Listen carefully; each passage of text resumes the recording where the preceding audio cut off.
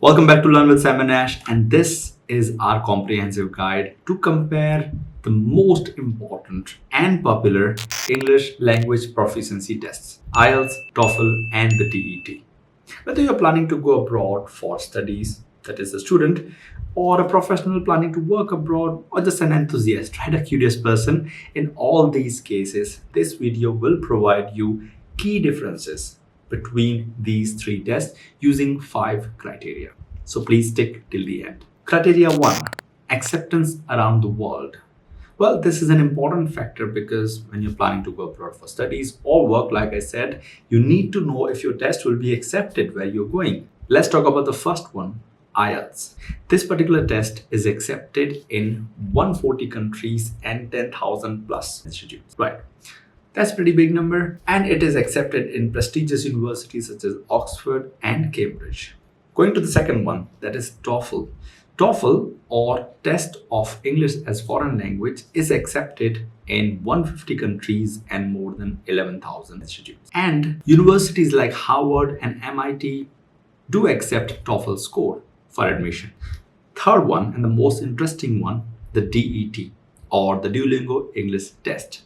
Relatively newer, but growing rapidly. This particular test is accepted in whopping 5,000 plus institutes, which is quite spectacular for a newcomer. I must say that this particular test is quite famous in Canada and US, which is, of course, most of you students, right, who are planning to go abroad. And interesting and good news for test takers for DET is that 98 out of 100 top programs in US are accepting DET. Isn't this amazing? So go for it. Second is convenience. We might be living away from test centers because some exams are conducted in test centers. Right. Talking about the first one, which is IELTS. IELTS has two variants, that is CBT and pen and paper. That is, CBT is computer-based test and pen and paper, the traditional one. Both of them are conducted at designated test centers. And that's not easy. I would say that the convenience is the worst in IELTS. TOEFL, on the other hand, has two variants, TOEFL IBT and TOEFL IBT Home Edition. IBT is the same thing, you have to go for test center. Home Edition made it a little bit convenient because you can take the test in, at your home, but with strict environment conditions, like you cannot look away and all those things. Of course, they're important, but yes, it's a little bit more convenient than IELTS. The DET is the most convenient out of 3 because it can be taken anywhere. All you need is a camera and a computer, right? So I think the flexibility and convenience you can imagine when you're taking your test at home without a worry, right? You don't have to go to any center. You just sit at your home, relax, and take the test. Of course, they monitor surroundings and you're not looking away, but that's important for security and privacy. This flexibility is perfect for people living away from the test centers or living in remote areas, right? The people who are living in countryside, in any country, let's say. So this is the best exam in my opinion when it comes to convenience. So DET wins in this category, I believe. Third, affordability. Well, for some people, I would not say some people, and for everyone, affordability is important. We cannot spend a lot, and hence, let's talk about that. IELTS, which is the most expensive out of these 3, starts from $215 to $250, depending on your location, that is your country. TOEFL costs a little bit less than IELTS, but not that low. That is $180 to $235. Of course, depending on where you're living. But when it comes to the DET, that is the Duolingo English Test, it's the most affordable option with $65 only. This is the most budget-friendly test out there. This low cost makes it accessible to a wider range of test takers globally. 4, time to register the test. Well, sometimes it takes a long time, sometimes it doesn't. We need the correct numbers, and also we do need something like a comparison, which one is winning and which one is losing, with facts. Now remember that IELTS takes a long time to register. That means if your exam is on 1st of this month, in the previous month on 15th, you should try to register for that. That means it takes minimum 15 days when it comes to pen and paper.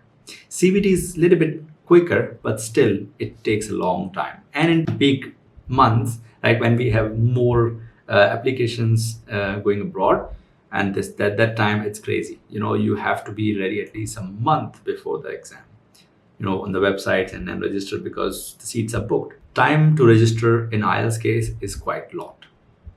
TOEFL is not good either. It takes a long time to register.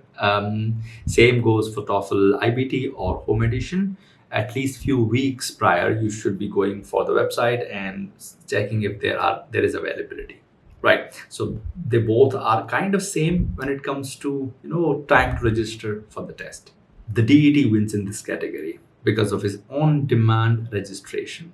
You just go to the website, register it. It's very simple actually, the registration process. In the previous video, I have shown that. You will just watch it and you will enjoy that. Just register there and instantly you will get a date.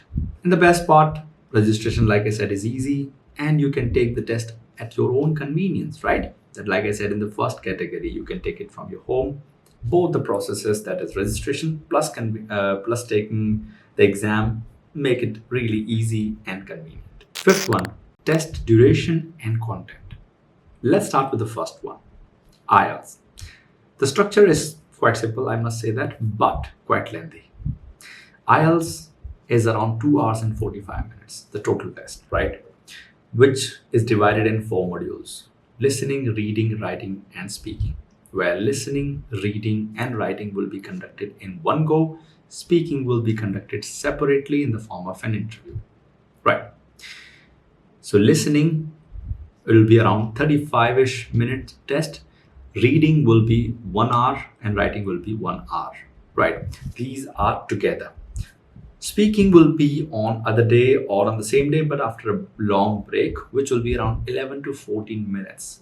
Hence, I would say that this is quite long and the structure is okayish. I would not call it very easy, okayish, but it's really lengthy and hence students do get tired.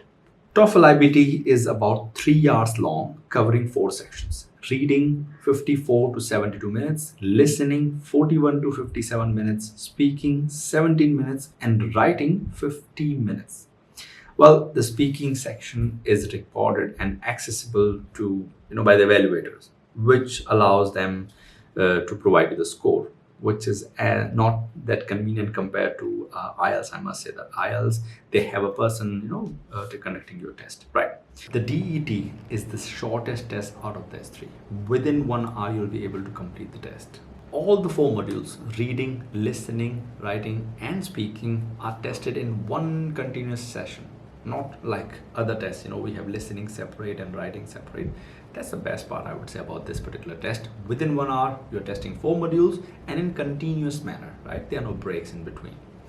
Moreover, this test adapts according to what you have answered. For an example, if this particular answer is correct, the next question might be a little bit more difficult.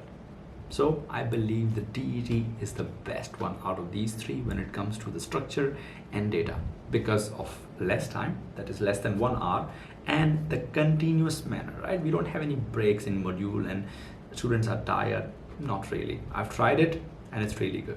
Well, here we have a summary table. As you can see on the display, we have the 5 criteria. In fact, I made it into 6. And as you can see, we have first one, acceptance, 140 countries and 10,000 institutes for IELTS. For TOEFL, 150 plus countries and 11,000 institutes and 5,000 plus for DET. So basically you can see the category as well as the numbers and the winner for each category. On the table is shown on the display right now. This table will be also enough to summarize what's happening. Of course, if you have gone through the video, you understand that, but this table would be the best one to have a conclusion of what we went through: the affordability, the convenience, time to register, test duration, and the content, which we explain in 1 criteria. I've given the table as 2 criteria, right? Last but not the least, remember each test has its strength and weakness, so choose the test according to your requirement, right? I would say the DET is the overall winner because it won in most of the categories, right? And if you're planning to go for DET, there's a link available in your in the description. You can go for that. You can click on it. You can take the free test available. We have already provided the link. So that's the best thing, right? You can take the test. You can see how it feels for free initially, and then book the test. Right. I hope you enjoyed the video. Please do not forget to like and subscribe the channel and take the test once. Have a great time.